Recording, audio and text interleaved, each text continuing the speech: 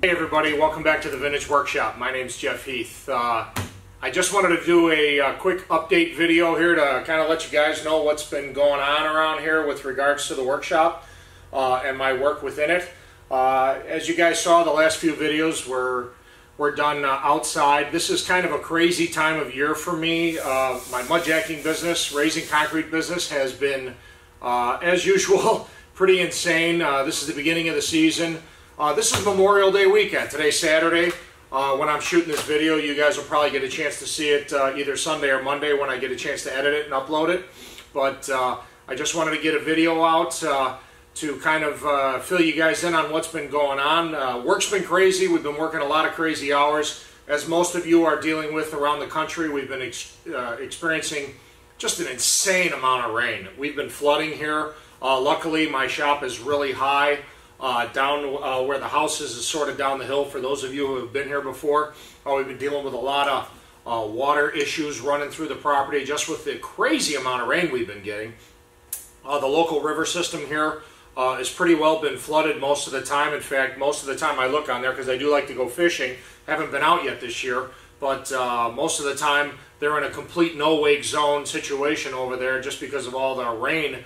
I drove over the river earlier this morning and late last night on the bridge there, and the water is just about as close as you can get to going over the top without actually doing it. So at any rate, with all the crazy weather, we have been fighting hard to get our work done, and we've been working some long crazy hours. Just finished up a couple of big projects, and basically the reason why I'm telling you that is I just haven't had a whole heck of a lot of time to get out here to the workshop to get anything done that I consider content that you guys would be interested in. I did show you guys the one video on mudjacking.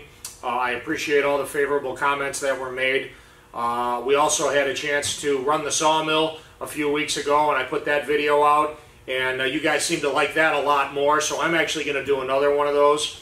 And just so you guys all know that I heard you loud and clear, the music situation on that video, I don't know what happened, because when I edited it, the music was on, but it wasn't as loud as it ended up being, and by the time enough of you had responded and I got a chance to watch the video actually on the computer, actually on my TV for the first time, most of you had already kind of seen it and basically let me know what it was going on. I didn't want to pull the video down and change it at that point. You lose all the views that way, and I didn't think you guys were going to watch it twice just with the lesser music involved, so I left it up. So we are definitely going to get out on the sawmill a couple of more times here. We'll get some good video content for you. I've got a lot of sawmilling actually coming up. I recently cut a deal with a guy on a stand of eastern white pine trees that we're going to be cutting down and hauling back here. They're a good hour and 20 minutes away. Guy wants to build a pasture and pole barn for himself, and he's got a whole bunch of trees in the way, and I've got an ongoing ad on Craigslist wanting to acquire logs from people in this nature, so we're going to cut a deal, whereas I'm going to go up there and start felling a lot of the trees and bucking them up and bringing them back here to the sawmill, and you guys are going to get a chance to see some of that footage. The reason why I'm interested in a bunch of white pine trees is because I've got a couple of timber frame projects that I'm currently cutting wood for, beams for, you know, the whole package. I'm going to be cutting the support beams, trusses that I'm going to build. I'm going to be cutting rafters, and just a whole bunch of other, you know, brace work and whatnot. So these are future projects that you guys are going to get a chance to see once I've acquired the correct amount of wood so that I can actually start the project and get going on it, so it's not sitting outside exposed to the weather for a long time.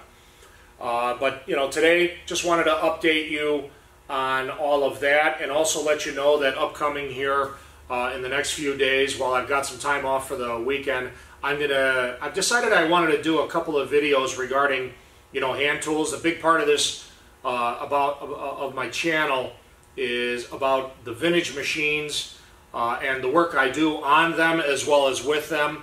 Another huge part of my work is hand tool work, and you know, with the hand planes, with chisels, with hand saws that you see up on the wall behind me.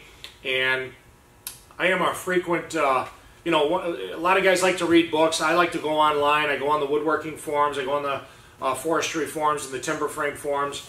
And I see a lot of people asking a lot of questions. And last weekend, I got the opportunity for the first time for me to head out to Iowa to the Handworks event that's held basically every other year out in Amana, Iowa. If you guys are interested in hand tools and you ever get a chance to see that, I highly encourage it. Basically, what it was is all the movers and shakers in the hand plane world all congregating in one place. I don't want to, drop a whole bunch of names, but one that was really cool for me to see. I got a chance to meet Roy Underhill from the Woodwright shop on PBS. He was there signing books and signing autographs and taking photos, and there were quite a few other guys. I know I got my idea for my Roubo workbench from Christopher Schwartz's fine book that he wrote on all the different style of workbenches, and he was there, and Larry and Don, Larry Williams, Clark and Williams, used to be Clark and Williams, now they're called Old Street Tool. Larry Williams and Don McConnell were there. I got a chance to meet them. I got a chance to meet also Matt Bickford, who is another plane maker, and where did I put it? Got a chance to, he actually had a couple of planes there for sale, and I just couldn't help myself. I wanted to get a piece of his work. Bought this really nice rabbiting plane from him, and you guys are probably thinking, well, you're a plane maker. What are you buying somebody else's planes for? I do like to support the other guys in the trade. You got to keep everybody going. A lot of these guys are working hard, and I can tell you from personal experience that making planes is a very rewarding, personally and individually. It's a very rewarding process. I enjoy the process. I can't speak for the other guys, but I can tell you this, guys, it's a lot of work. And if you're working alone, I know how important it is to get your plane sold, because you really don't make a ton of money for the amount of work that goes into making them. It's really a labor of love. You better be committed to really liking what you do, because I can pretty much tell you, and I'm not speaking for everybody, but most of the guys that are making hand planes out of wood one at a time, doing it the correct, old-fashioned vintage way, they're not making a ton of money. They're doing it because they love doing it. So I wanted to make sure that I supported him. He had a plane there for sale, and I bought it. So this is it. And I haven't even had a chance to use it yet, but I'm looking forward to it. I'm looking forward to comparing ones that I build to it as well. But at any rate, being at the Handworks event gave me the opportunity to start thinking about some of the videos that I think I would like to also include in my channel. So upcoming very soon, you guys are going to see basically what I feel are, just an introduction to hand planes, and not, I don't want to spend, 3 hours talking about them or anything like that. But one of the biggest questions that I heard being asked of some of the plane makers that were there, and actually one guy was having a conversation with one of the book writers there, was, I'm just getting started in woodworking. I want to start assembling some hand tools. What do you recommend? So I thought, that would make a really good video. So look for that upcoming. I'm not going to talk about it now. Just look very soon for an upcoming video on what hand planes, how you get started using them, which ones you should maybe start out with. If you only were going to get one or two, where you would want to start with that.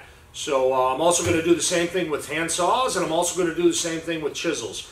So I'll try to keep them short and sweet and to the point, but I think that passing that information along to a lot of you who may be just starting out with hand tool work, maybe you're very familiar with all your power tool woodworking, but looking to kick it up to the next notch.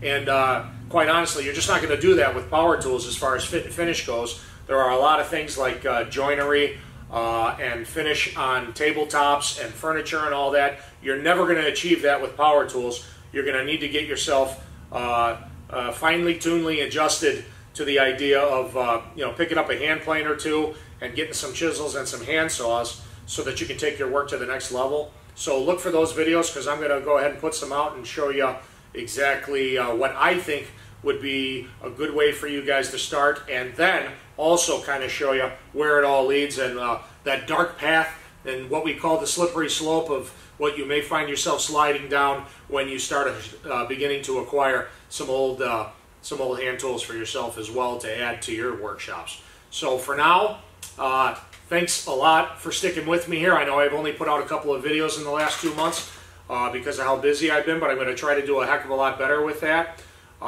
If you guys like this video, please, I really appreciate when you guys hit the thumbs up and like the videos. You guys also know that I'm on Facebook, so please, by all means, share the video with your friends so that we can see how many people we can get out there. I just recently hit a milestone with the channel, a small one, but a big important one to me. We passed 1,000 subscribers to the channel, I believe last week, and it was kind of cool because I was actually at work at lunch doing some concrete raising with the boys, and I got a big email notification from YouTube, and I opened it up, and there it was a big congratulations for hitting 1,000 subscribers. So to me, that's a big deal. A lot of guys out there with 100,000 and 500,000 and 1 million subscribers, I can't even think about that right now, but it was really cool to see that a few people are watching the videos here, and hopefully as time goes on and I produce more videos, the channel will continue to grow, and the only way that's going to happen is with help from you guys.